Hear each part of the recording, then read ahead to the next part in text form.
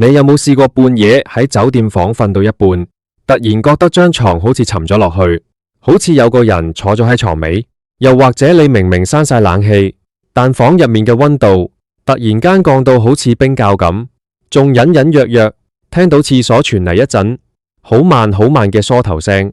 好多人以為去旅行住豪華酒店、5星級大酒店就一定安全，但其實越奢華、歷史越悠久嘅酒店，背後隱藏嘅血腥同怨氣可能超乎你想象。今日我會同大家盤點全球10間最猛鬼、最邪門嘅酒店，由香港人最中意去嘅泰國、日本、台灣，一直數到去歐洲、美洲，每一間都有真憑實據嘅鬧鬼傳聞，甚至係恐怖嘅命案歷史。如果你心臟夠大隻，就一定要聽落去，因為數到最後最猛嗰間，分分鐘係你曾經住過或者正打算去住嘅地方。我哋首先由大家最熟悉，基本上每年都會去幾次嘅泰國曼谷開始講起。講到曼谷嘅猛鬼酒店，如果自問係靈異發燒友，就一定聽過彩虹雲霄酒店，即係大家熟知嘅 Bio Sky Hotel。呢間酒店高達80幾層，曾經係曼谷最高嘅地標，頂樓嘅旋轉觀景台飽覽全曼谷夜景，樓下又係水門市場，對香港人嚟講簡直係方便到絕。但係呢度最出名嘅唔單止係佢嘅高度，而係一單發生喺2012年嘅恐怖工業意外。當時有3個工人在高空進行外牆廣告牌嘅安裝工作，點知鋼索突然間斷裂，懸空嘅工作平台瞬間失去平衡，3個工人就咁由60幾樓直墜落地面，當場粉身碎骨。最邪門嘅係呢單慘劇發生之後，酒店內部開始頻頻傳出無法解釋嘅怪事。有唔少自由行嘅旅客反映，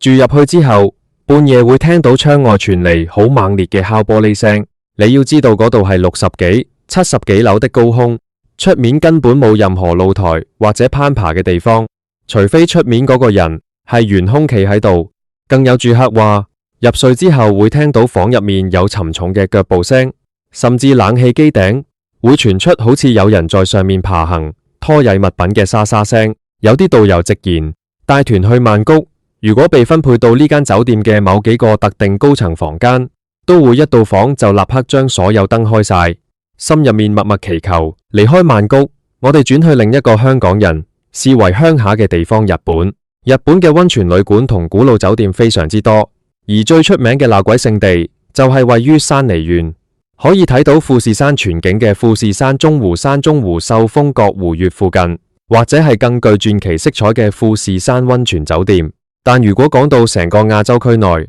連歐美媒體都大篇幅報道過嘅極陰之地，就不得不提位於日本本州中部，擁有100年歷史嘅山區溫泉旅館。不過真正俾網民廣泛討論，甚至連日本當地人都驚到遮眼嘅，係位於富士山腳下青木原樹海附近嘅某幾間舊式度假村。青木原樹海大家都知係乜嘢地方，嗰度係日本最出名嘅自殺森林。由於磁場異常，指南針喺入面會失靈，每年都有好多人行入去就再冇出嚟。而坐落喺呢個區域周邊嘅一啲溫泉大飯店，歷史大概可以追溯到上世紀70年代，即係1970年代。有好多去附近行山或者自駕遊嘅旅客入住之後，都遇到極度恐怖嘅經歷。最經典嘅一宗個案係一對後生情侶半夜聽到房門有急速嘅敲門聲，打開門一睇，走廊空無一人，只有一陣好濃烈，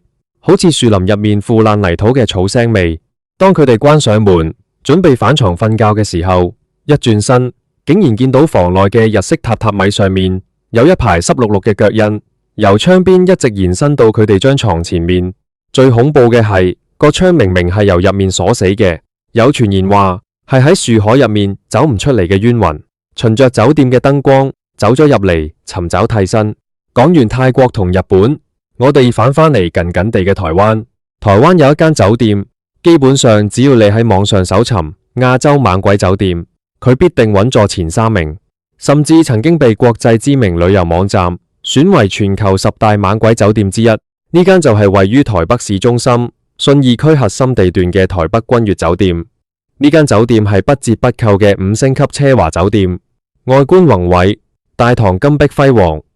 但係只要你行入大堂，好難唔注意到正門兩側掛住嘅兩幅巨大符咒。雖然酒店官方後來澄清過，話嗰兩幅係台灣當代藝術家墨寶，用意係招財同祈福，並非傳聞中嘅鎮鬼符。但呢個解釋顯然滿足唔到一眾對靈異事件深信不疑嘅網民。點解呢度會咁猛呢？根據台灣民間同老一輩台北人嘅說法，台北君悅酒店嘅所在地喺日治時期，即係上世紀40年代之前，係一個日軍嘅刑場同監獄。當時有成千上萬嘅囚犯同戰俘喺呢度被處決，怨氣之重，簡直係深不見底。後來日軍撤走，呢度變咗做陸軍兵工廠。直到1990年，即係1990年，呢間國際頂級酒店才正式落成啟用。但由開幕嗰一日開始，怪事就層出不窮。有馬來西亞嘅明星入住之後，半夜被電視機突然自動開閂，狂跳台嘅聲音嘈醒。當佢想爬起身拔掉插頭嘅時候，竟然見到電視熒幕的倒影入面有一個面目模糊、穿着舊式軍服嘅靈體漂浮喺佢身後。仲有好多商務旅客反映，入睡後會遭遇非常嚴重嘅鬼壓床，全身上下動彈不得，只能眼睜睜看着房頂嘅吊燈，自己喺度瘋狂打轉。更誇張嘅係，有住客話半夜聽到有整齊嘅踏步聲，好似有一隊軍隊喺走廊行軍一樣。但開門一睇，只有地毯同冰冷嘅走廊燈光。雖然酒店後來做過幾次大型翻新，亦搬走咗大堂嘅巨大墨寶，但時至今日，依然有好多空姐、機師同常客喺訂房嘅時候會特別注明唔要走廊盡頭嘅房，或者唔要某幾個特定樓層。我哋將目光由亞洲拉遠少少，去到英國。英國作為一個擁有深厚歷史嘅國家，古堡、舊建築無處不在，而伴隨住歷史而來嘅，往往就是數不清嘅宮廷陰謀同血腥謀殺。喺英國倫敦，有一間叫朗廷酒店嘅5星級老牌酒店，佢建立於1865年，即係1865年。呢間酒店地位崇高，連英國皇室、大文豪哥、南道爾、名作家王爾德都曾經係呢度嘅座上客。但係呢度同時亦被公認為英國甚至成個歐洲最猛鬼嘅酒店。最重災區就係333號房。傳聞中333號房聚集咗好幾位非常有身份嘅鬼魂，其中一位最常出現嘅係一個身穿維多利亞時代晚禮服嘅男人。有一位英國廣播公司，即係 BBC 嘅記者，喺上世紀70年代入住呢間房。半夜嘅時候，佢突然間醒咗，見到一團綠色嘅光芒喺房中央凝聚，最後化成一個只有上半身、下半身漂浮喺半空嘅紳士。個記者驚到大叫，問對方想要啲乜嘢。個鬼魂竟然用一對空洞無神嘅眼望住佢，然後一步一步咁向佢飄過去。記者頂唔順，連衫都顧唔上着，直接衝出房去大堂求救。除咗呢位禮服紳士之外，333號房仲傳出過有一位喺度跳樓自殺嘅德國王子，以及一個喺度親手殺死新婚妻子然後自殺嘅醫生魂魄。呢度嘅鬼魂好似完全唔驚人，甚至有住客話半夜會感覺到有人喺度大力搖晃佢哋張床，務求要將住客整醒為止。如果倫敦嘅古老酒店令你覺得不寒而栗，咁美國科羅拉多州嘅斯丹利酒店就絕對可以稱得上是現代恐怖文化嘅發源地。如果你係恐怖片迷，就一定睇過或者聽過史提芬金寫嘅經典作品《閃靈》。戲入面嗰間冰天雪地令主角陷入瘋狂嘅全景酒店，其創作靈感同藍本就係來自呢間斯丹利酒店。呢間酒店建於1909年，即係1909年，依山而建，風景如畫。但喺1911年，即係1911年，酒店嘅217號房發生咗一單嚴重嘅氣體爆炸事故。當時一位名叫伊麗莎白威爾遜嘅女管家走入217號房，點燃煤氣燈時引發爆炸。雖然佢奇蹟地執返條命，但呢間房自此就變得極其古怪。1974年，史提芬金同佢太太入住咗呢間酒店，而當時成間酒店因為就快入冬，只有佢哋一對住客，佢哋偏偏就被安排住入217號房。當晚，史提芬金發咗一個極度恐怖嘅噩夢，夢見自己年僅3歲嘅仔喺走廊一邊尖叫，一邊被無形嘅力量追殺。佢由噩夢中驚醒，成身冷汗，走到窗邊食煙。就喺呢個時候，佢腦海中浮現出整部閃靈嘅架構，而喺現實入面住過217號房嘅旅客都表示，威爾遜旅管家雖然死咗好多年，但佢嘅靈魂似乎仲喺度不知疲倦地工作。好多單身男性住客反映，醒嚟之後發現自己帶嚟嘅行李已經被整整齊齊咁摺好，放進櫃入面。而如果你係未婚同居嘅情侶，入到呢間房，半夜會感覺到有一股冰冷嘅力量，企圖將2個人分開。因為觀念保守嘅威爾遜旅管家魂魄頂唔順現代人未婚同居嘅行為。除此之外，4樓嘅走廊亦經常傳出小朋友奔跑、玩波同大笑嘅聲音，但每次職員上去查探，都只會見到空蕩蕩、鋪滿紅地毯嘅長廊。我哋再將鏡頭轉到去澳洲，澳洲嘅悉尼有一個充滿歷史感，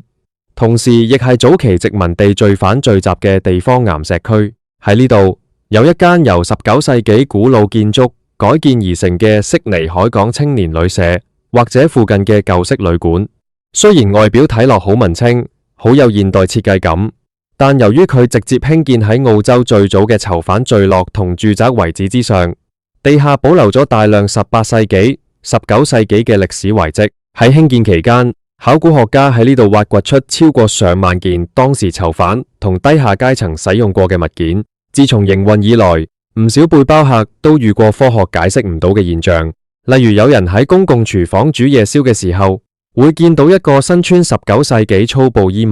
腳上綁住隱形鐵鏈嘅男人，面容枯槁咁由一堵牆行入另一堵牆。或者喺多人房入面上隔床嘅旅客會感覺到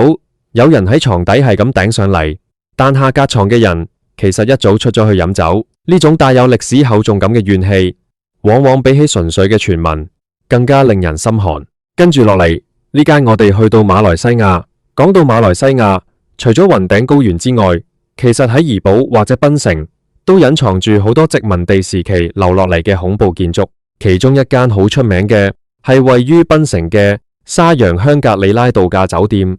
或者更具傳奇性嘅檳城百年遺產酒店。不過，真正令成個馬來西亞同星馬一帶華人談之色變嘅，其實係位於雲頂高原上嘅彩雲閣。雖然佢嚴格嚟講算係公寓式度假村，但因為長期有大量遊客租住，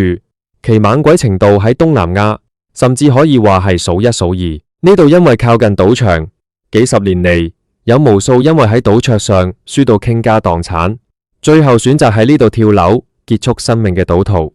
行近呢座大廈，你會發現佢外牆因為潮濕同缺乏保養，呈現出一種好似被火燒過，又或者係血跡乾涸之後嘅暗紅色同黑色。住過彩雲閣嘅人，10個有9個都會發誓，絕對唔會再去第二次。最普遍嘅經歷係一入房就聞到一陣好濃烈，好似死老鼠嘅腐臭味，無論你開幾大個窗，噴幾多香水都散唔去。到咗深夜，當你準備入睡，就會聽到陽台傳嚟砰一聲巨響，好似有件好重嘅嘢由高空跌落嚟咁。當你驚魂甫定，鼓起勇氣行去陽台一睇，出面乜嘢都冇，只有無底嘅深淵同大霧。但當你返到床上面，敲窗嘅聲音又會再次響起。最恐怖嘅一單案例係有住客反映，洗手盆嘅水龍頭流出嚟嘅唔係地下水，而係帶有鐵鏽味、呈淡紅色嘅液體。我哋返去歐洲，講一間非常具有浪漫色彩，但內裏令人毛骨悚然嘅酒店，位於意大利威尼斯嘅普維利亞酒店，或者相關嘅運河古老宮殿飯店。大家都知威尼斯係水上之都，非常之靚，但歷史上呢度曾經爆發過好多次極其嚴重嘅黑死病。當時威尼斯政府將所有染病嘅居民，甚至係懷疑染病嘅人，全部運送去一個叫普維利亞嘅隔離島上面，任由佢哋自生自滅。據統計，有超過16萬人喺那個小島上悲慘地死去。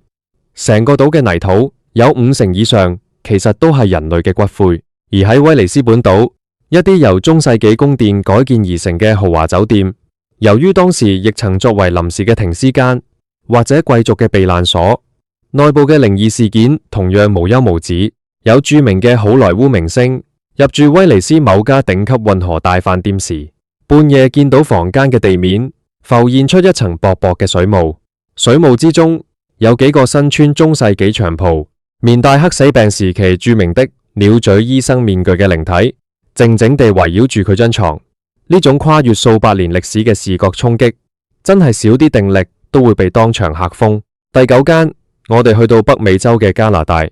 喺加拿大阿伯達省嘅班夫國家公園入面，有一間好似童話城堡一樣嘅酒店，叫做班夫溫泉城堡酒店。呢間酒店興建於1888年，即係1888年，四周圍被落基山脈同茂密嘅針葉林環繞，外觀優雅至極。但係呢座城堡內部卻隱藏住兩個非常著名嘅鬼魂。第一個係新娘鬼魂，傳聞喺上世紀30年代，有一對新人喺呢度舉辦婚禮，新娘穿着華麗嘅婚紗，緩緩行落城堡嘅石造旋轉樓梯。點知中途新娘嘅裙擺不小心被樓梯旁嘅蠟燭點燃，驚慌失措之下，佢踩到自己嘅裙腳，整個人由樓梯頂滾落到樓梯底，當場頸椎折斷慘死。由嗰日起，好多參加晚宴或者深夜在大堂散步嘅住客都會見到一個身穿婚紗嘅後生女子喺旋轉樓梯上緩緩跳舞，但當你行近佢嘅時候，佢就會化為一陣冷風消失。另一個傳聞則是關於873號房。據說當年有一家三口入住呢間房，當晚男主人突然發狂，殘忍地殺害咗妻子同個女，然後自殺。事件發生後，酒店將873號房重新裝修並開放，但所有入住嘅旅客都反映半夜會聽到小女孩嘅哭聲。而當佢哋開燈一睇，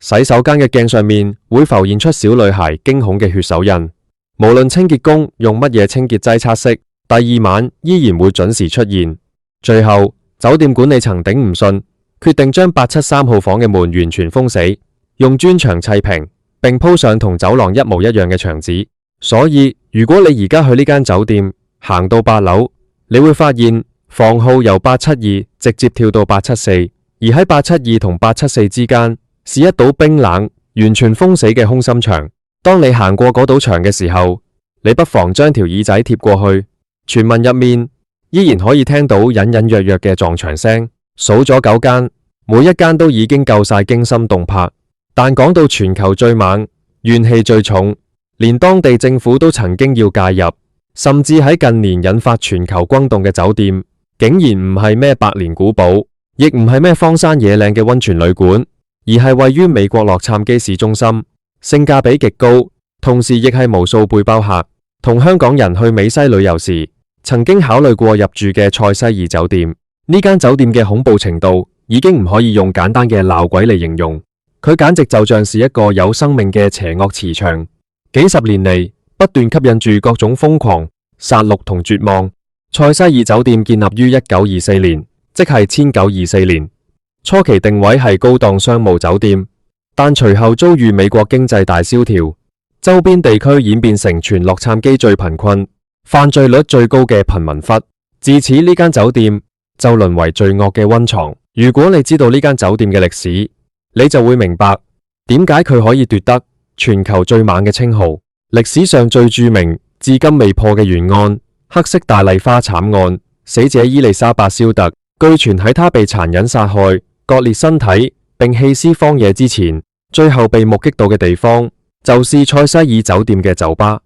更令人毛骨悚然嘅係，呢度係美國兩大惡名昭彰嘅連環殺人犯嘅長期大本營。第一個是上世紀80年代，即係1980年代，震驚全美嘅暗夜狂魔理察拉米雷斯。呢個冷血狂魔當時殺咗至少14個人，作案手法極其殘忍。而佢喺瘋狂殺人期間，就係租住喺塞西爾酒店嘅14樓。佢每次喺外面虐殺完被害者，成身血跡咁返到酒店。由於呢度環境混亂，根本冇人理佢，佢會將沾滿血嘅衫直接丟進酒店後巷嘅垃圾桶，然後着住條底褲大搖大擺咁行返房。據說佢住過嘅房間至今依然保留住一種難以言喻嘅壓迫感。緊接住喺1991年，即係1991年，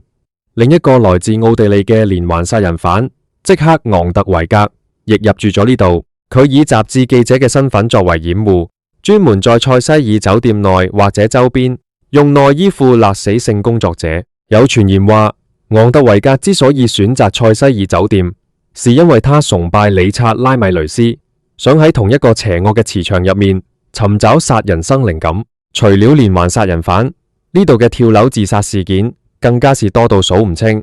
由上世紀30年代開始，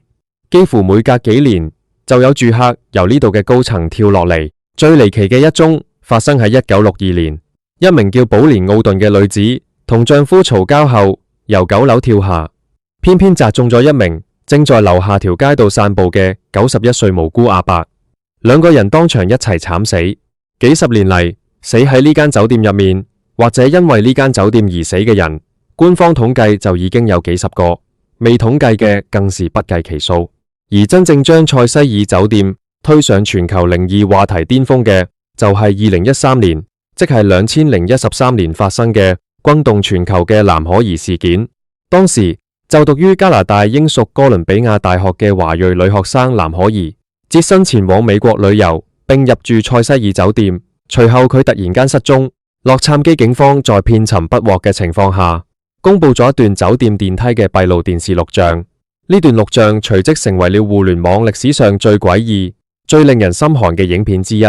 影片入面，藍可兒走入電梯，按咗多個樓層嘅按鈕，但電梯門始終冇閂埋。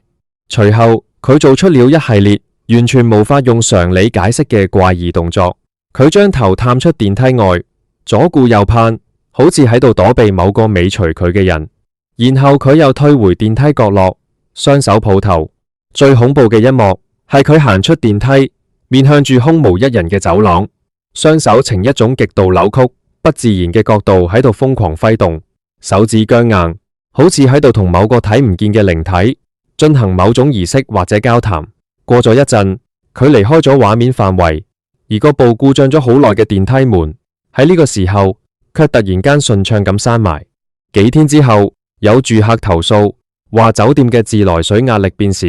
而且流出來嘅水呈詭異嘅深褐色，仲帶有一股莫名其妙嘅怪味。酒店派維修工人去到頂樓嘅4個大型儲水箱檢查，打開其中一個水箱蓋一睇，竟然見到藍可兒全裸以頭下腳上嘅姿勢溺斃喺那個高達2米、注滿水嘅鐵皮水箱底。呢單案嘅疑點多到數唔清。頂樓嘅安全門明明裝有報警系統，一旦打開就會傳動酒店響鐘，但當晚完全冇任何人聽到警報。水箱高達2米，周邊冇任何攀爬嘅樓梯，一個弱質纖纖嘅女仔點樣可以自己爬上去跳入去，仲要在溺斃前反手將沉重嘅鐵皮水箱蓋由出面關上並鎖死。雖然洛杉磯警方最後以不小心遇溺同躁鬱症發作結案，但呢個官方說法顯然說服唔到大眾。大量靈異專家同科學家親自去到現場調查，得出嘅結論都傾向於藍可兒當時極有可能係受到咗酒店內那股累積了近100年的強大怨氣同魔鬼磁場嘅影響，精神完全被控制，才做出自毀嘅行為。藍可兒事件發生之後，塞西爾酒店名聲大噪，雖然幾度易名，甚至改裝成青年公寓，但內裏嘅陰暗氣氛始終揮之不去。有後期入住嘅 YouTuber 或者探險家表示，半夜在酒店走廊用專業嘅電磁波測試儀，讀數會無緣無故狂飆到危險水平。而喺藍可兒出事嘅那個儲水箱下方嘅房間，半夜依然會傳出微弱，好似有人喺水入面掙扎、拍打鐵皮嘅砰砰聲。聽完今日盤點嘅全球10間最猛酒店，唔知你又有乜嘢感覺？好多時候我們出去旅行，追求嘅係放鬆同享受，但往往喺最熱鬧、最繁華嘅城市角落，就隱藏住呢啲連科學都解釋唔到嘅極陰之地。所以話出門在外，入住酒店嘅時候，老人家教落嘅一啲傳統禁忌，例如入房前要先敲門講聲，打擾晒，鞋唔好整齊排列，要一正一反咁擺，入到房要立刻沖一次廁所，將舊氣沖走。呢啲真係寧可信其有，不可信其無。如果你過一陣子都有旅行計劃，喺網上揀酒店嘅時候，如果見到一間好奢華，價格卻平到不合常理，又或者評價入面有好多人提到走廊好陰暗、冷氣好怪嘅字眼，咁你就真係要打醒12分精神，千萬唔好因為貪便宜而令自己成為了下一個靈異故事嘅主角。好啦，今集嘅分享就到呢度。如果你都遇到過類似嘅酒店怪事，歡迎隨時同大家分享。我哋下期再見。